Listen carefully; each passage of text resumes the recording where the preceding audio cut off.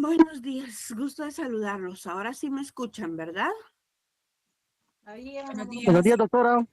Buenos días, ¿cómo están? Espero que estén muy bien. Mucho gusto de saludarlos. Vamos a iniciar nuestra clase de hoy de Derecho Financiero y Bancario. Estoy un poquito lastimada de mi garganta, creo que ahí un poquito resfriada, entonces si no me logran escuchar bien, me cuenta. Muy bien. La clase de hoy la vamos a iniciar con el tema de los tributos, pero para poder dar un inicio a la clase quiero que ustedes piensen lo que es un tributo y que me digan por qué creen, oigamos bien, por qué creen que nacen los tributos o para qué, que son dos preguntas que parecieran iguales, pero a la larga son muy diferentes. ¿Por qué creen que nacen los tributos o para qué?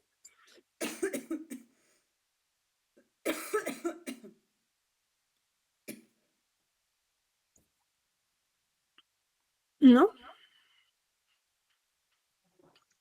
Doctora, La buenos días. Para licenciada financiar Montepeque, al muy buenos Estado. días. Perdón, ¿quién? Si gusta, le doy la palabra a la compañera. Después complemento. Muchas gracias. Creo que para financiar al Estado, sí, el creo, ¿verdad? Los tributos nacen para financiar al Estado. Muchas gracias, licenciada Mónica, muy amable. Licenciado Montepeque, la licenciada Mónica nos está dando la respuesta del para qué, por qué nacen los tributos. Ok. El origen de los tributos viene casi de la época, eso por 200 años, perdón por la expresión. ¿Está Sin bien? embargo, es para mantener el funcionamiento de una nación, de un país, se podría decir de un conglomerado. Si nos vamos a los tiempos de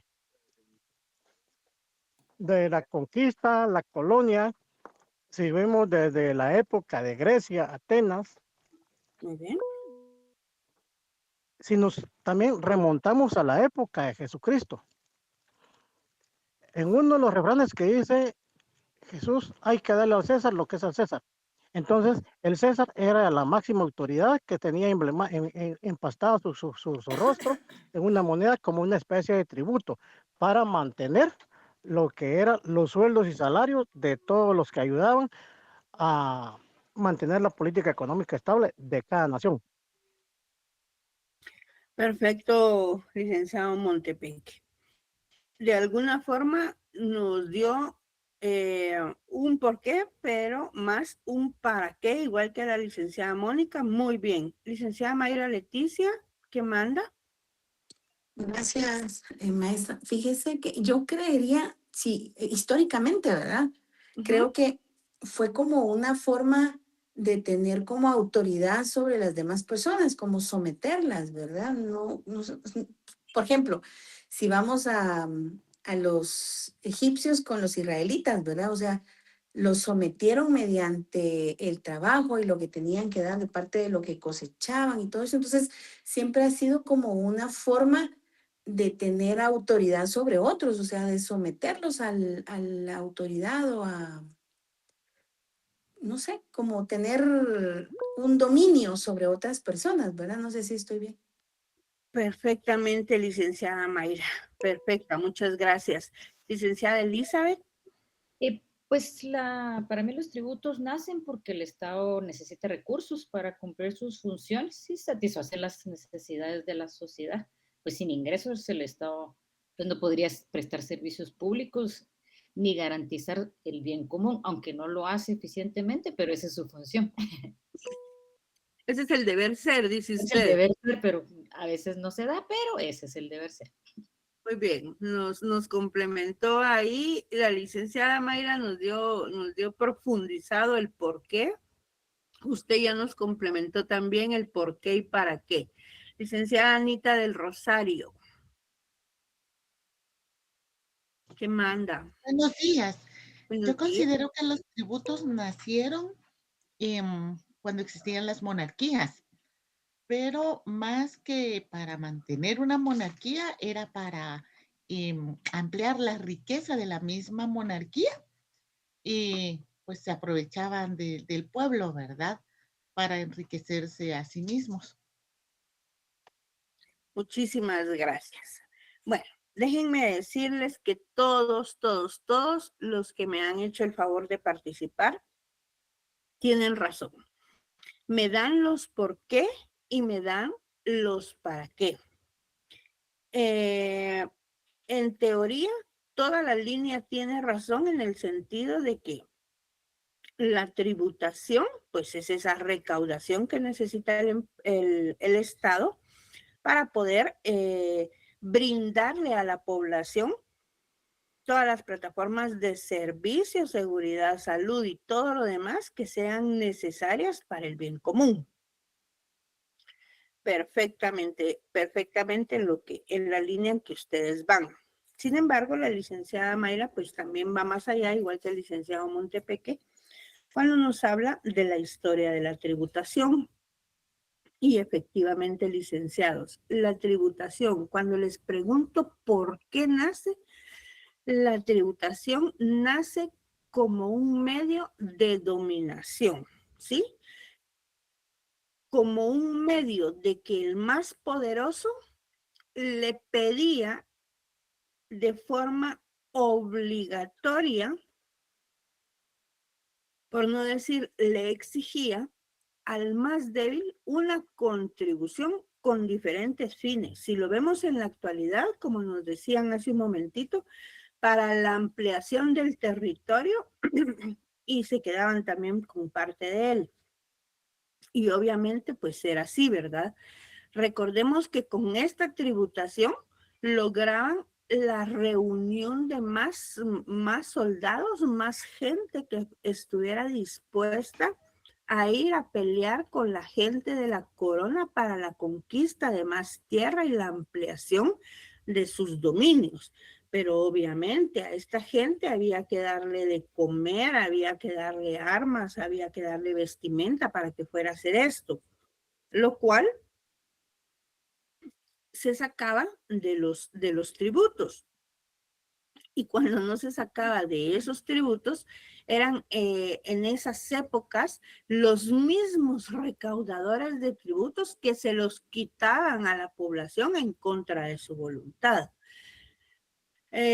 Tenemos que recordar una historia, la historia de cómo es que Ricardo Corazón de León, el rey Ricardo Corazón de León, que llegó a ser considerado uno de los mayores terratenientes, pues él y su reino, ¿verdad? Su feudo, uno de los mayores terratenientes de la historia. Pero dentro del reinado de Ricardo Corazón de León, se dan una serie de abusos contra la población por la forma brutal en la que ya se exigían los tributos. ¿Por qué?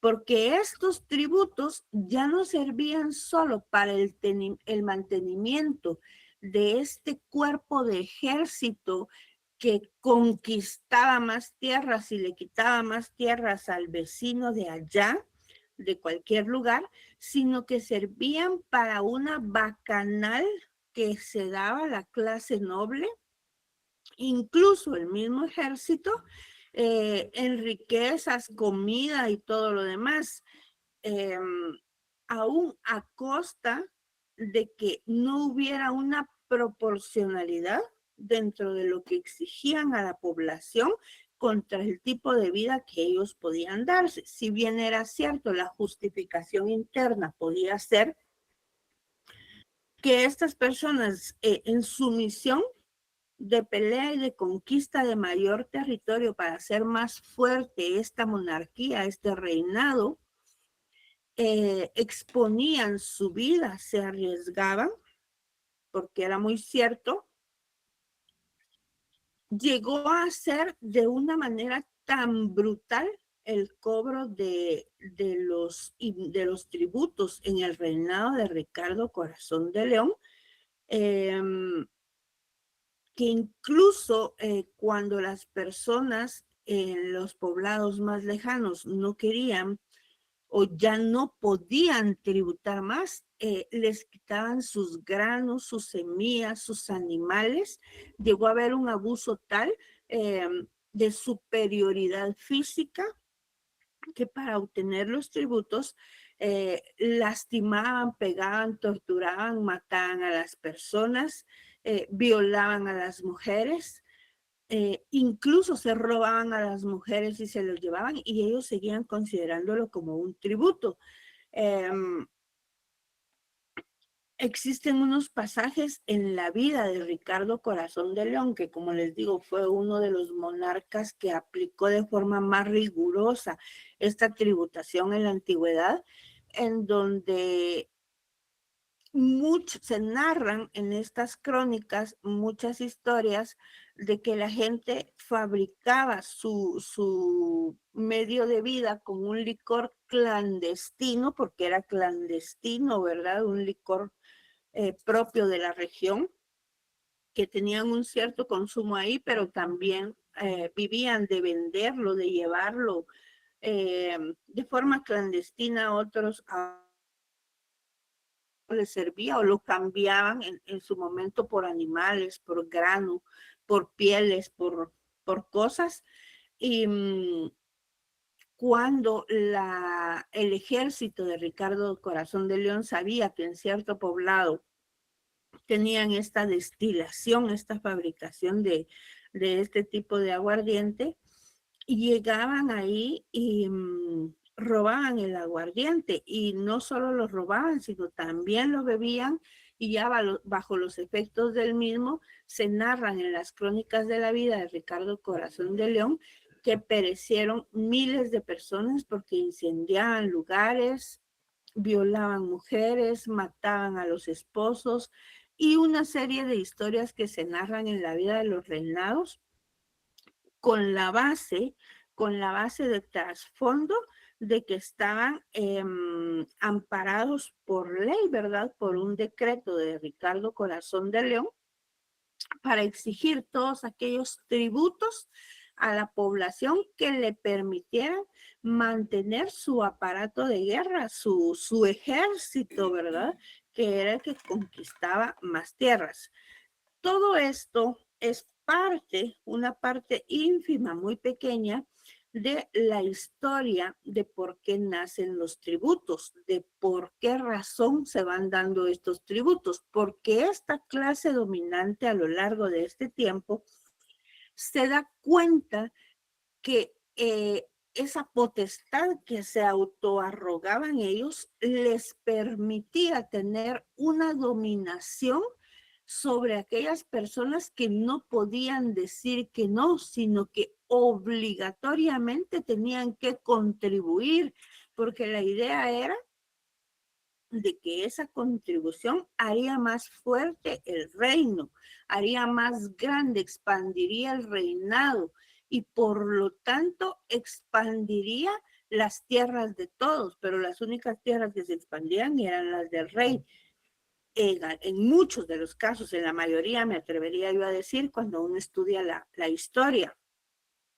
Pero más que eso, vendían la idea de que este ejército que desdibujó de alguna manera la función que tenía en el cumplimiento de órdenes de la monarquía, seguramente desdibujó realmente lo que tenía que hacer.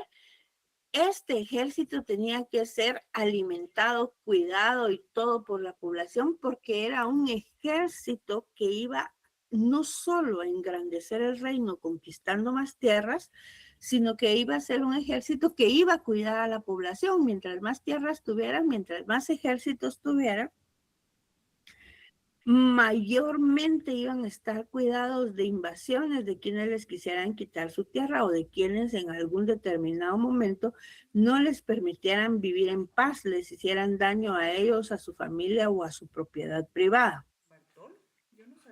Esto es lo que se da en los anales de la historia de la tributación. Entonces, ¿por qué? ¿Por qué nace la tributación? Dentro de estos anales de la historia, ¿verdad? Se sabe que esa tributación nace como ese instituto de dominación de la clase poderosa hacia la clase sencilla.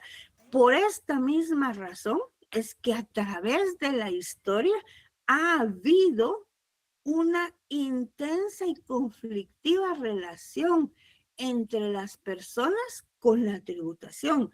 Les estoy hablando de Ricardo Corazón de León. Como diría mi abuelito, ¿cuántos soles han pasado desde Ricardo Corazón de León para acá, verdad? Recordemos, ¿por qué es que nosotros necesitamos entender que derecho es una carrera muy compleja? En el sentido, preciosa pero compleja, porque el que sabe derecho tiene que saber historia, señor. Si no, no va a entender cómo ha sido la evolución legislativa en pro de un mejoramiento de un marco normativo que nos llegue a idealizar en algún momento un perfecto estado de derecho en el que vivamos. Por eso es que ustedes como abogados no es necesario que solamente sepan leyes, ¿sí?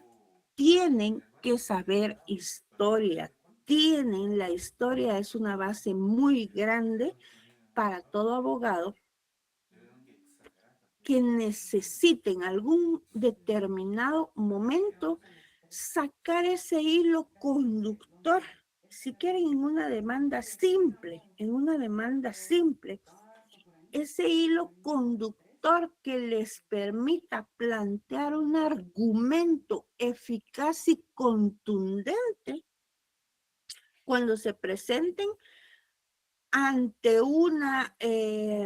ante un magistrado, ante un juez, ante un tribunal, que necesiten ustedes argumentar lo necesario, pero no de forma disparatada, no de forma diciendo lo que se les ocurrió en ese momentito, lo que ustedes creen, sino de forma ordenada esa argumentación que puedan ustedes tomar desde la parte de la historia que a ustedes le convenga ratificar en esa demanda, en ese caso en específico, para hacerle entender a él que todo en esta vida para un abogado va a tener una naturaleza jurídica y si quien los va a escuchar a ustedes obviamente y va a decidir sobre el caso, también es un abogado, si es un abogado que estudió, sabe que todo tiene que tener esa naturaleza jurídica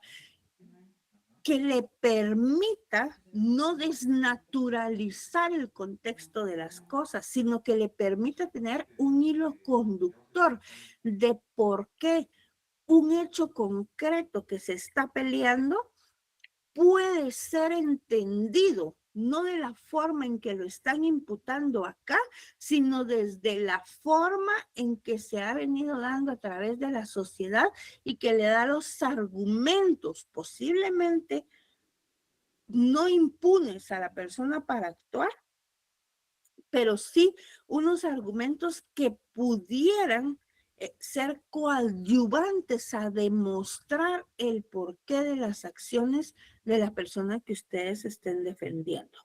A no ser que ustedes estén del lado de la fiscalía y que se conviertan en el ente acusador, pero también como abogados tienen que entender esta historia para ver en qué momento la persona a la que a través de una plataforma fáctica se le está imputando un hecho por esas mismas razones que no se pueden desnaturalizar a través del conocimiento de la historia.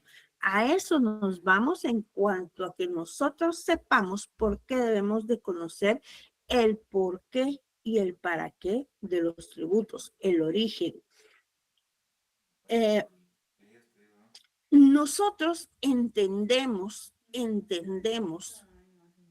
que la misma coyuntura política porque esto es político, la misma coyuntura política que se ha dado en sistemas o en estados en vía de desarrollo como el nuestro, nos permite a nosotros o nos faculta a nosotros para mantener esa desconfianza hacia el sistema. No vamos a decir un gobierno de turno, vamos a hablar del sistema.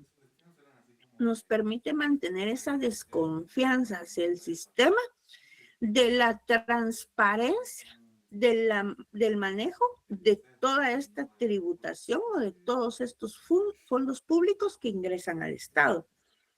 Por eso es que existe siempre una relación tensa entre la persona y los tributos, porque si nosotros lo vemos como un país en vías de desarrollo hacia un país de primer mundo y vemos las circunstancias en que se encuentran estos países del primer mundo, todos tienen, si no tienen un seguro social o pueden tener un hospital de atención pública en lo que les van a dar una atención esmerada de primera clase, pronta y con la tecnología necesaria para solventar las necesidades de salud que necesitan las personas. Tienen diferentes medios de transporte terrestres, aéreos, de todos los que necesiten para transportarse dentro de su ciudad. Hemos llegado a países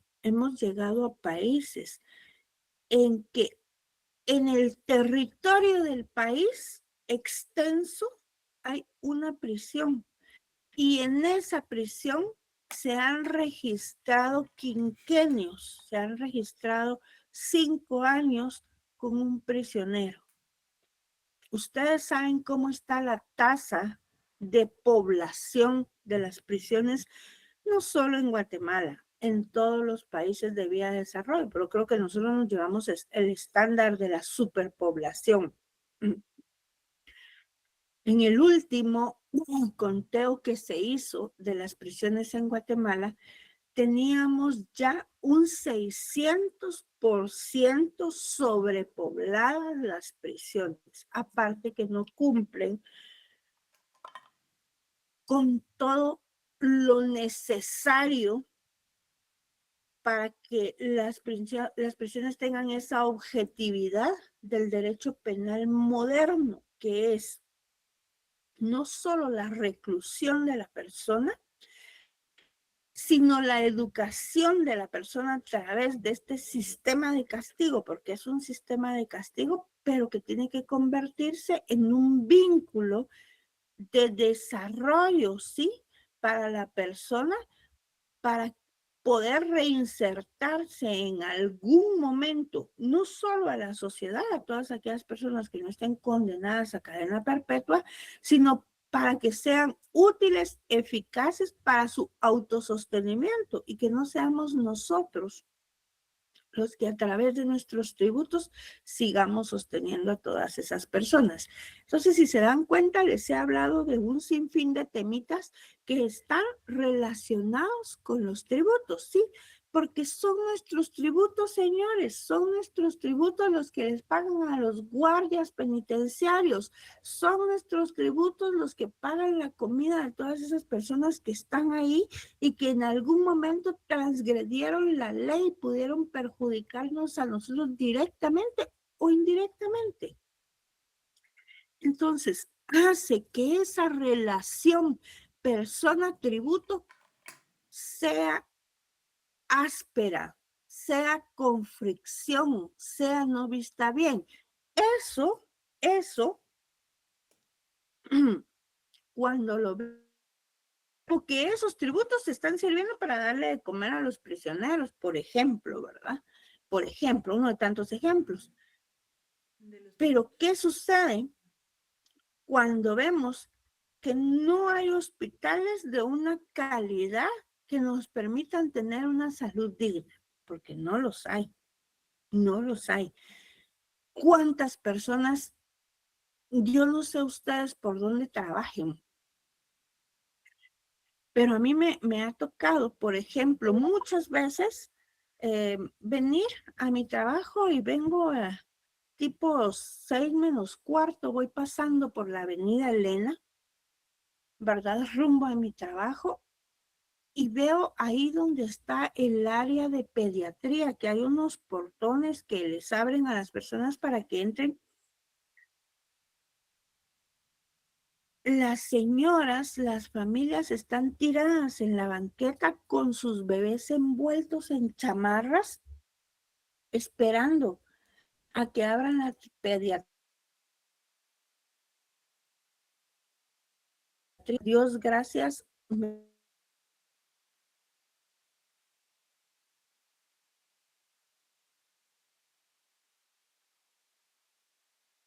ha permitido aquí con sus patrullas parando el tráfico. No se dan cuenta que los impuestos deben de ser dirigidos a esas áreas, que no es justo que una madre esté desde cuando yo paso en mi carrito, esa señora, no sé en qué medio de transporte, ya madrugó 2 veces lo que madrugué yo para estar sentada y ser de las primeras que atiendan a un niño que seguramente es el que tiene envuelto en esas chamarras y que está soportando el sereno y el frío. Discúlpenme, discúlpenme, discúlpenme. Pero voy a que ese raciocinio lógico que hacemos nosotros es el que nos hace estar en guerra con esa tributación. Porque usted paga su tributo, paga su impuesto por todo aquello que consume. Yo se los demostraba la vez pasada con una simple tasa. Por todos, sin olvidar su impuesto sobre la renta, sin olvidar nada. Usted aquí en Guatemala y en todas partes paga tributos por respirar.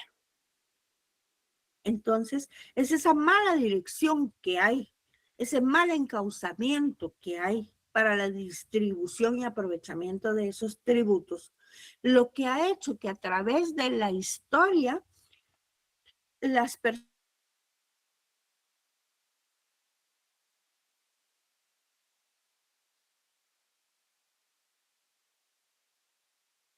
nacen con esa necesidad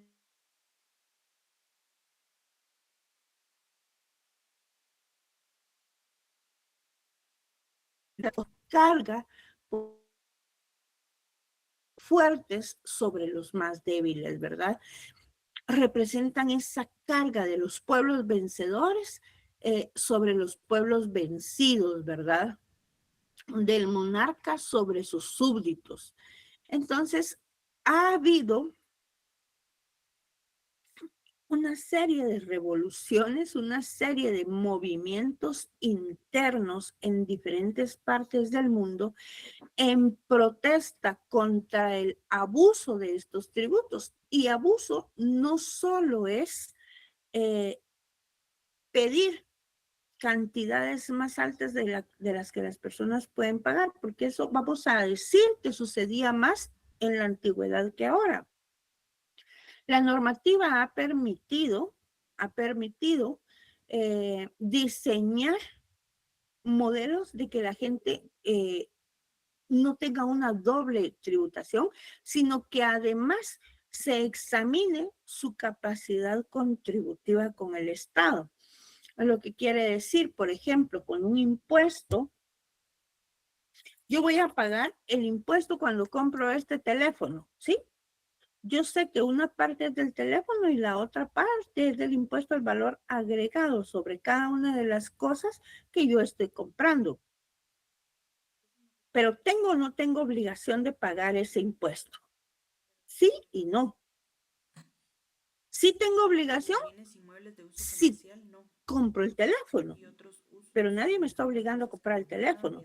O sea que va a depender de mi poder adquisitivo, en donde va a recaer el hecho generador para la tributación que yo voy a hacer al Estado. Si yo no tengo dinero para comprar el teléfono, pues obviamente nunca voy a pagar el impuesto porque no cobré el teléfono. Esa es la capacidad contributiva de cada persona. Si compro una casa, voy a pagar el impuesto sobre la casa, porque mi capacidad contributiva dice que si tuve el dinero para comprar la casa, tengo el dinero para pagar el impuesto sobre la casa. Pero ese impuesto va a ser obligatorio, sí, solo sí, compré el bien inmueble. Si no lo compré, entonces no tengo esa capacidad contributiva, tampoco tengo la capacidad contributiva de pagar el impuesto. Sí soy clara en lo que explico, licenciados, porque no los quiero confundir. Entonces, estas leyes ya modernas han tratado de dilucidar, gracias al licenciado Carlos Danilo, han tratado de dilucidar que exista una mayor equitatividad en el cobro de todos estos impuestos que alimenten al aparato estatal en pro del beneficio de la población. Y por eso desarrollan la capacidad contributiva. Sin embargo, los anales de la historia nos indican de que esto no se aplicaba antes, ¿verdad? Y la gente ha incluso reducida a la pobreza más vil, quitándoles su vivienda, porque era su obligación contribuir al Estado y a las monarquías, ¿verdad? Entonces ya se daba entre la persona, el tributo y el autorizado a recaudar el tributo, una situación de vasallaje a través del tributo. Nos vamos a situar, porque aquí les estoy hablando y les hablaba de Ricardo Corazón de León, les hablaba de Europa y otros continentes, ¿verdad? En los que se entendía que el poder tributario encontraba su fundamento única y exclusivamente, pues en esa soberanía estatal, ¿verdad? En ese poder de imperio del Estado y en esa necesidad que tenía el Estado de recaudar impuestos. Ahora bien, nos vamos a situar en América Latina, nos vamos a situar, por eso es que les digo a ustedes la necesidad de la historia y la necesidad de leer. Ustedes se van a dar cuenta en un tiempo, si ustedes deciden ser abogados, de los que no se quedaron solo con el cartón colgadito ahí en la pared, sino que siguen aprendiendo, porque de eso se trata el derecho. Se van a dar cuenta que la mayoría de abogados tenemos lentes. Y creo yo que no se debe a ningún defecto congénito. Se debe a que si somos unas personas que hemos querido o que hemos intentado mejorar nuestra vida, nos hemos visto en la necesidad de trabajar y estudiar.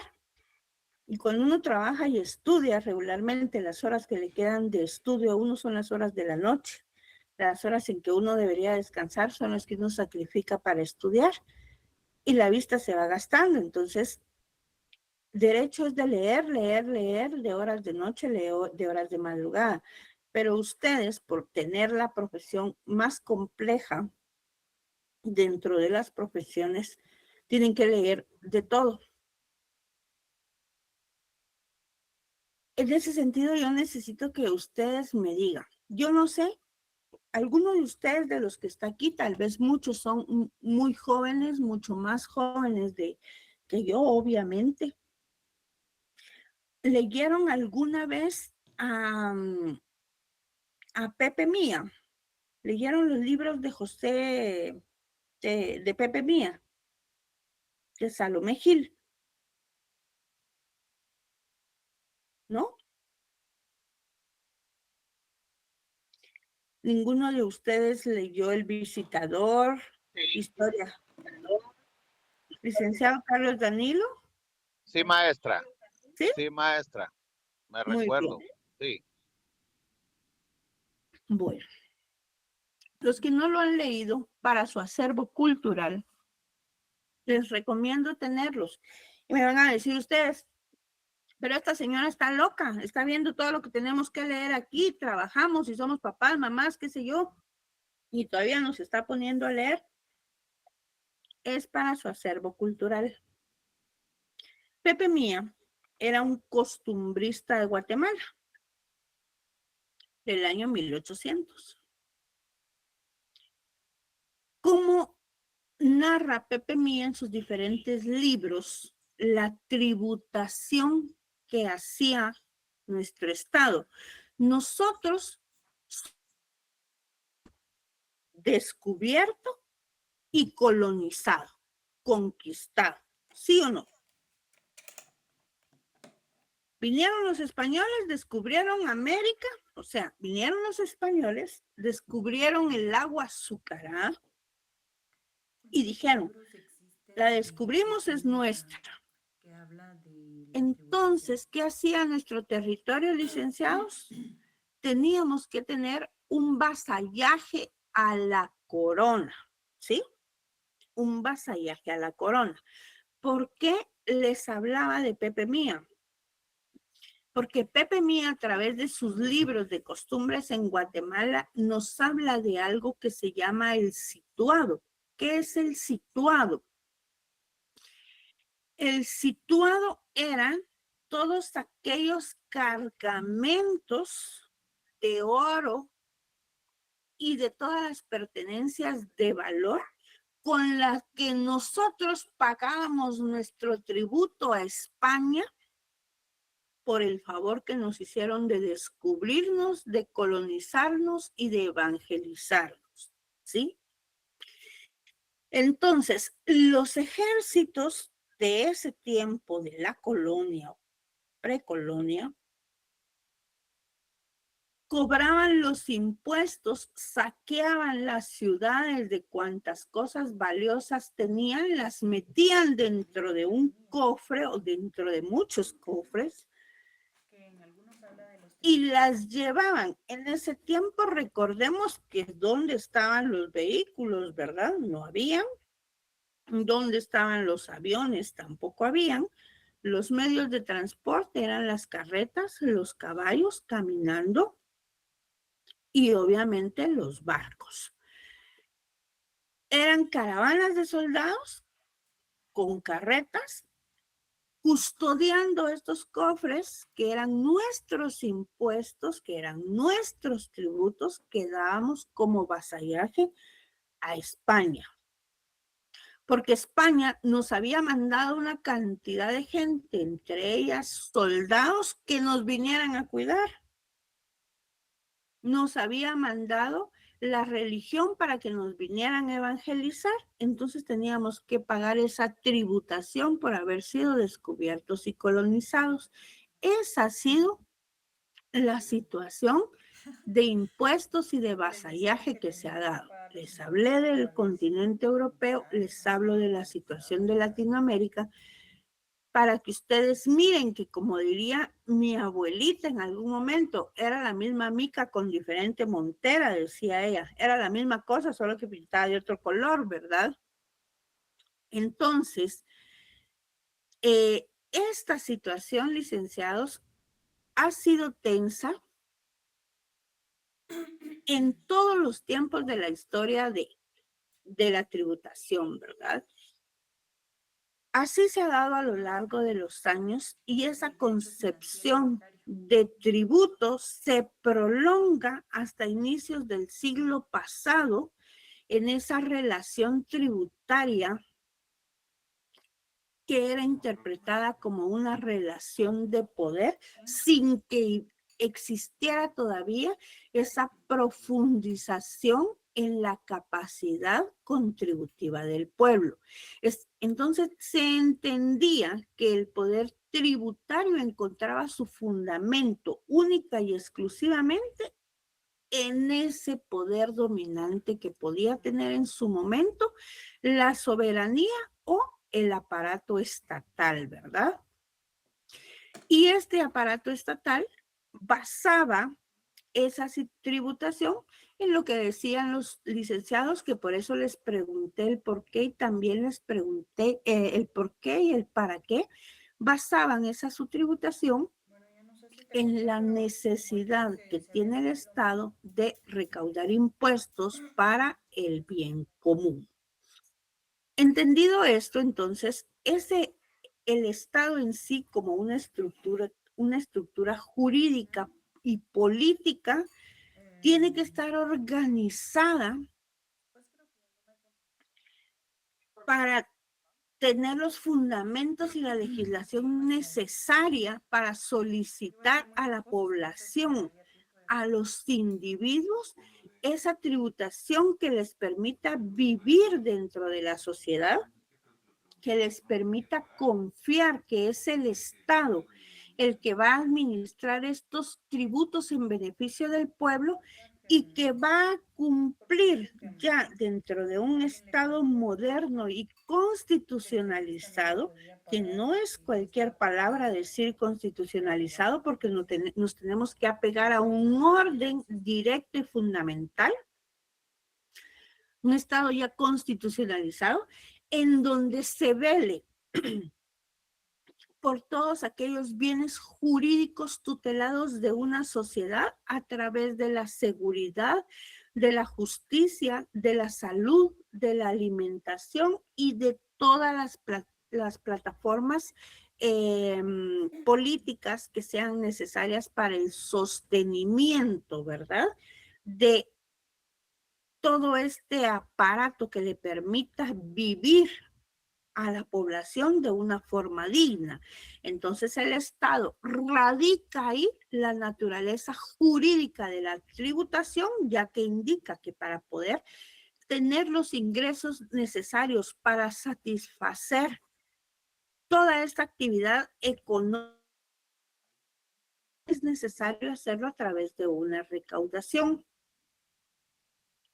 Entonces se afirma que el tributo dentro de la sociedad va a constituir un deber fundamental y ese fundamento está impregnado por los valores de solidaridad y justicia cuando ya se hace en la modernidad una legislación que permita reconocer la capacidad contributiva de la persona para aportar al Estado sin dejar a la persona viviendo en la calle cuando se le obliga a pagar algo que no puede pagar, ¿verdad?